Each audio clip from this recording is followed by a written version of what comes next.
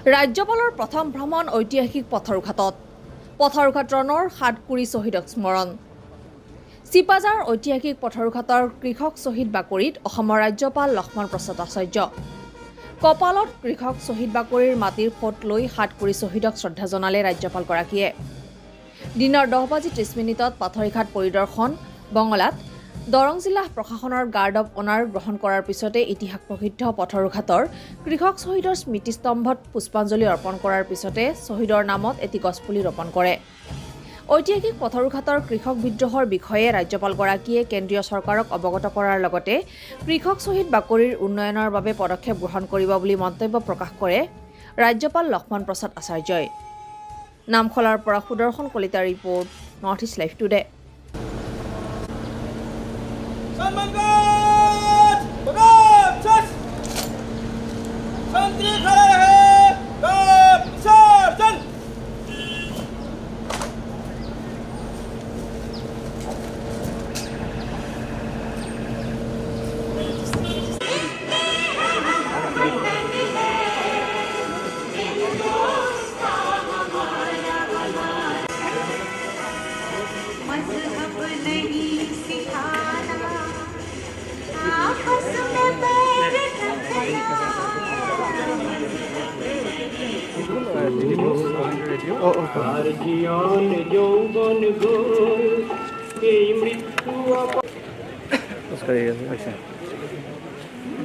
अरे सर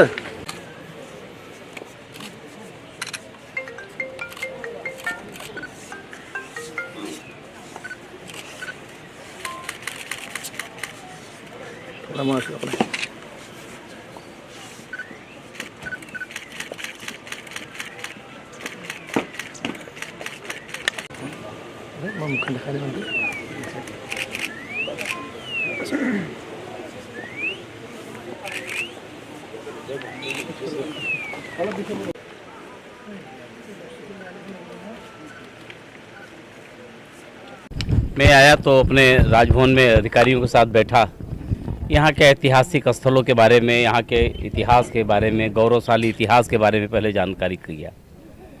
तो मेरी जानकारी में आई कि यहाँ पर बहुत सारे हमारे स्वतंत्रता सेनानी हैं जिन्होंने इस आज़ादी के लिए लड़े, अपना बहुत संघर्ष किया और कुछ बलिदान हो गए, कुछ आज भी जीवित है। फिर उसी क्रम में मुझे जानकारी हुई कि पथरुघाट किसान विद्रोह, जो अनुचित कर लगाने के विरोध में अंग्रेज़ों ने जो अनुचित कर लगाया था हमारे किसानों के ऊपर, उसके विद्रोह में, उसके विरोध में इन्होंने विद्रोह कर दिया और कहा कि ये गलत चीज़ें हम नहीं स्वीकार करेंगे।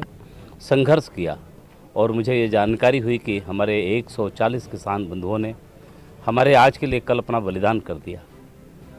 इतना बड़ा बलिदान, इतना बड़ा त्याग, तो ये जब जाना तो हमने कहा ये तो मेरे लिए तीर्थ हो गया, जहाँ से जिन्होंने इस देश के लिए, इस राज्य की बेहतरी के लिए, किसानों के हित के लिए अपना बलिदान कर दिया। वो जानते थे कि मैं उस अंग्रेज़ों के ख़िलाफ़ लड़ूंगा तो मुझे बहुत सारे कष्ट सहने पड़ेंगे, लेकिन यह जानते हुए भी वो संघर्ष किए और अपना बलिदान कर दिए।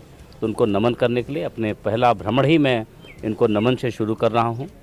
यह धरती मेरे लिए पूज्य है, पावन है। इस नाते हम तो मानते हैं कि यह भूमि इतनी पवित्र है कि इसका चंदन लगा कर के जीवन हमारा भी पवित्र होगा।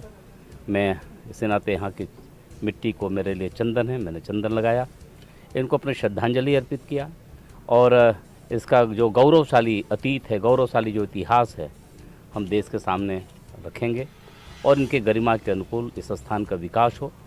हम इसके लिए राज्य सरकार के साथ बैठ कर के और हम इसके बेहतरी के लिए यह प्रेरणा स्थल बने, ठीक से लोगों के लिए प्रेरणा बने, इनकी स्मृति को बनाए रखने के लिए हम अपनी राजभवन की ओर से सरकार से बातचीत करके हम इनके विचारों को, इनके आदर्शों को, इनके सिद्धांत को, इनके बलिदान को आगे बढ़ाने का काम करेंगे।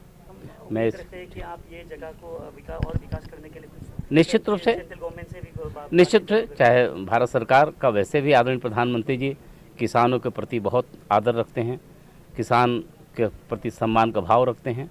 वो मानते हैं कि किसान बढ़ेगा तभी देश बढ़ेगा और इसके लिए बहुत सारी नीतियां बनी हैं। हमारी राज्य सरकार ने भी किसानों के लिए बहुत सारा काम किया है, ये मेरी जानकारी में है। तो उसी क्रम में इस स्थान का भी विकास हो, जो किसान इतना बड़ा त्याग बलिदान किए हैं। सरकार की ऐसी भावना तो यहाँ है ही है, हम उसमें और क्या योगदान दे सकते हैं, मेरी पूरी कोशिश होगी। Thank you sir. बिल्कुल।